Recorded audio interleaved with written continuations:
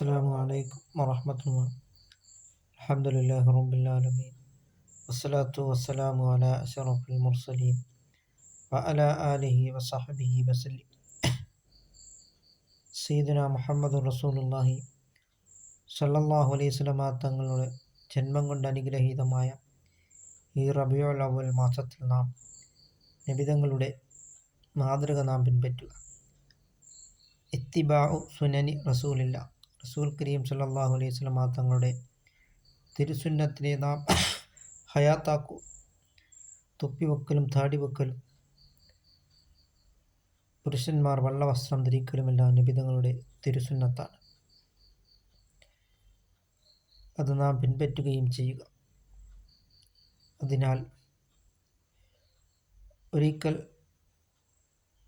ഒരു വൃദ്ധയായ സ്ത്രീ ഒരു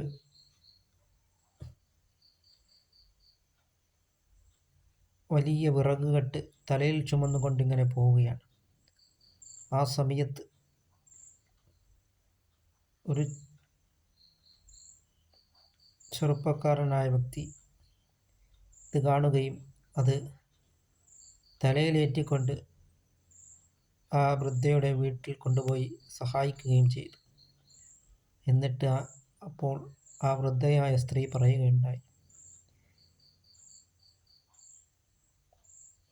എനിക്ക് എൻ്റെ കയ്യിൽ തരാനൊന്നുമില്ല, പക്ഷേ ഞാനൊരു ഉപദേശം നൽകുകയാണ്. മക്കയിൽ മുഹമ്മദ് എന്ന് പറയുന്ന ഒരാൾ മറ്റു ദൈവങ്ങളെയെല്ലാം തള്ളിപ്പറഞ്ഞുകൊണ്ട്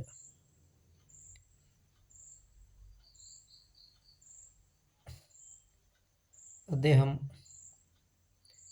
തള്ളിപ്പറഞ്ഞ് ജീവിക്കുകയാണ്. അതുകൊണ്ട് അവൻ്റെ കെണിയിൽ പെട്ടുപോകരുതെന്ന് പറയുകയുണ്ടായി. അപ്പോൾ ഈ ചെറുപ്പക്കാരനായ വ്യക്തി പറഞ്ഞു, ആ മുഹമ്മദ് എന്ന് പറഞ്ഞ ആ വ്യക്തി ഞാനാണ്. അപ്പോൾ നബി സല്ലല്ലാഹു അലൈഹി വസല്ലമ തങ്ങളുടെ ആ സ്വഭാവം കണ്ടിട്ട് ആ സ്ത്രീ അഷ്ഹദു അല്ലാ ഇലാഹ ഇല്ലല്ലാഹു വ അഷ്ഹദു അന്ന മുഹമ്മദർ റസൂലുള്ളാഹ്,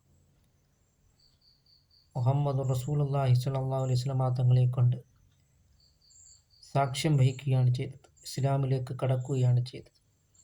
അങ്ങനെ നബിതങ്ങളുടെ മാതൃക, നബിതങ്ങളുടെ സ്വഭാവം ഫഇന്നക ലഅലാ ഖുൽഖിൻ അദീം, തീർച്ചയായും നബിയെ താങ്കൾ മഹത്തായ സ്വഭാവത്തിനുടമ തന്നെയാണ് എന്ന് സല്ലല്ലാഹു അലൈഹി വസല്ലമ തങ്ങളോടൊപ്പം നാളെ ജന്നാത്തുൽ ഫിർദൗസിൽ അല്ലാഹു തആല നമ്മളെ ഉൾപ്പെടുത്തുകയും ചെയ്യുമാറാകട്ടെ.